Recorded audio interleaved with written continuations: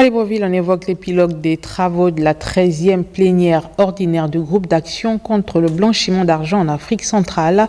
C'est Maïs Moussi, ministre de l'économie et des participations, par ailleurs président en exercice du GABAC, qui a dirigé les 10 travaux. Janice Ondongema et Juste Njana étaient sur place. Au pas de course, mais intense, les travaux de la 13e plénière ordinaire du groupe d'action contre le blanchiment d'argent en Afrique centrale GABAC se sont déroulés toute la journée de samedi, présidé par Maïs Moussi, ministre gabonais de l'économie et des participations et président en exercice du GABAC. Nous avons donc analysé et examiné un certain nombre de points, dont le plus important était le budget de cet organisme que nous avons adopté, en renforçant un certain nombre d'aspects qui nous paraissaient importants, les aspects liés à la formation, les aspects liés à l'opérationnel technique sur la lutte contre le blanchiment et le financement du terrorisme. Les travaux ont également été enrichis par la participation du GAFI, qui est l'organisme mondial qui supervise la lutte contre le blanchiment d'argent et le financement du terrorisme. Et nous avons eu la chance d'avoir pour cette session plusieurs ministres qui sont venus des différents pays, des ministres de l'Intérieur, des ministres de la Justice, des ministres de l'économie, qui ont enrichi les travaux par le savoir-faire qu'il y a dans leurs différents pays. Donc ce qu'on peut retenir, c'est que nous avons adopté le budget, nous avons proposé de nouveaux textes qui seront soumis à d'autres instances pour le valider, et tout ceci a vocation à renforcer la lutte contre le blanchiment et le financement du terrorisme au sein de notre communauté régionale. Le nouveau règlement du GABAC est passé à la loupe. C'était de renforcer le cadre légal qui permet d'encadrer les activités ou les opérations qui peuvent considérer comme étant illicites. Et donc nous avons ici adopté des textes qui ont vocation à renforcer d'abord le GABAC, mais également les institutions nationales que sont les ANIF dans leur mission. Ensuite, il y a tout un volet qu'il va falloir développer à l'avenir, c'est celui des moyens que nous accordons aussi bien au GABAC qu'aux ANIF pour leur permettre de déployer de façon pleine et certaine leurs activités et leurs missions conformément à ce qui est attendu par les chefs d'État de la sous-région. La lutte contre le blanchiment d'argent est un fléau mondial. Les États de l'Afrique centrale concentrent beaucoup d'efforts pour réduire de façon drastique ce phénomène. La mise en place du GABAC et de dispositifs de lutte en constitue une illustration exemplaire.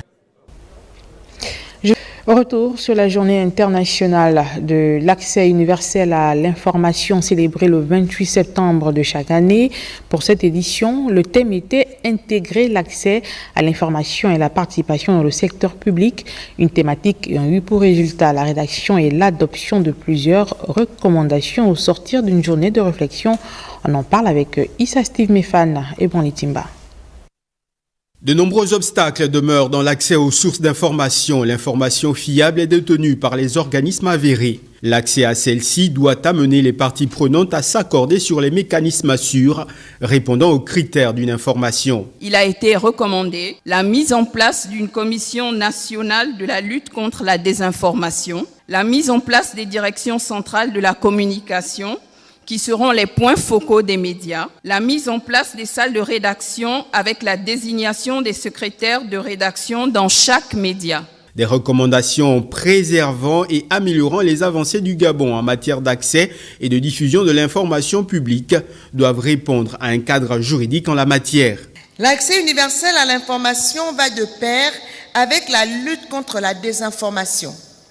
À cet égard, le rôle des médias est plus crucial que jamais. Ils doivent continuer à s'acquitter de leurs responsabilités de fournir une information vérifiée, juste et éclairée, comme l'a appelé son Excellence Monsieur le Premier ministre, chef du gouvernement, lors de son discours d'ouverture.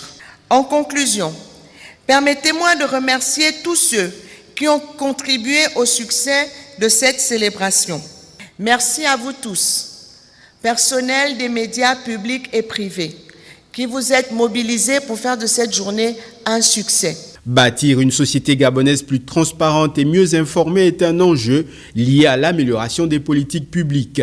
Un engagement du gouvernement via le ministère de la Communication et des Médias pour asseoir ce droit fondamental est essentiel.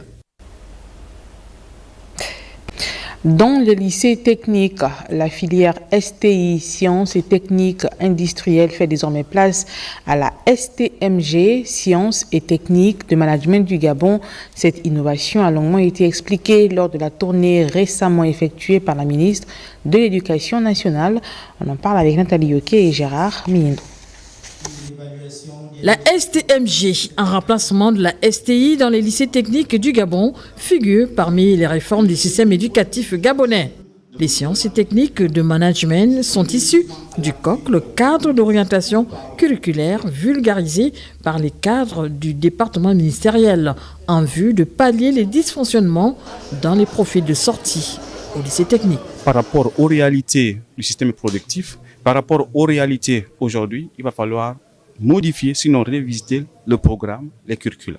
Parce qu'il faut rappeler que le baccalauréat STMG, c'est pour préparer les élèves à mieux affronter leurs études supérieures. Nous avons une filière finance-comptabilité, donc CG, ressources humaines et communication, qui remplace désormais la filière action et communication administrative, donc ACA. Mercatique, qui va devoir remplacer la filière ACC, donc action communication commerciale, mais nous avons une nouvelle filière système d'information de gestion. Donc c'est une nouvelle filière qui va dans l'organisation des sciences numériques. Pour les partenaires sociaux, l'innovation est certes saluée, mais les enseignants attendent des formations. Nous, les parents d'élèves, nous adhérons massivement à ces réformes.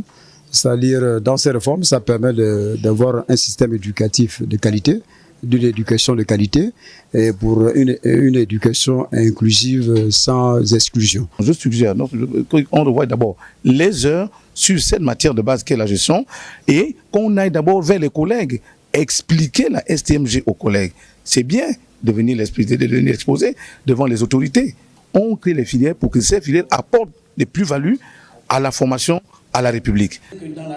Cette tournée d'explications sur les réformes du système éducatif gabonais a permis à la tutelle de toucher les réalités des personnels à l'intérieur du Gabon. Pendant ce temps, le secrétaire général du ministère de la formation professionnelle était en conclave avec les partenaires sociaux du 10 secteurs. Les problèmes liés au paiement des vacations et primes étaient au centre des échanges. Georges Komila et Jean-Pierre Moussouami nous font le point.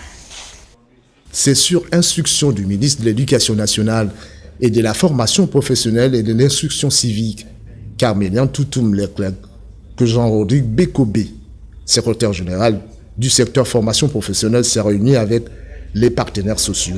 Il était question de faire le point et collecter toutes les données qui permettront de trouver des solutions aux problèmes qui minent le secteur formation professionnelle, que sont le suivi des dossiers administratifs, le paiement de vacations et 9 mois de primes impayées. Des garanties nous ont été données et les travaux se poursuivent. C'est au terme de ces échanges que nous aurons une fixation sur ce qui va être fait à court terme, à moyen terme et à long terme. Sur la question liée aux taxes sur la formation professionnelle qui est de l'ordre de 1% prélevé sur le budget annuel des entreprises et la subvention de l'État, celle-ci sert au bon fonctionnement de la formation professionnelle, mais n'est pas déversée jusqu'à ce jour. Depuis janvier 2024, à ce jour, donc aujourd'hui, vendredi 27 septembre 2024, ils n'ont reçu aucun franc.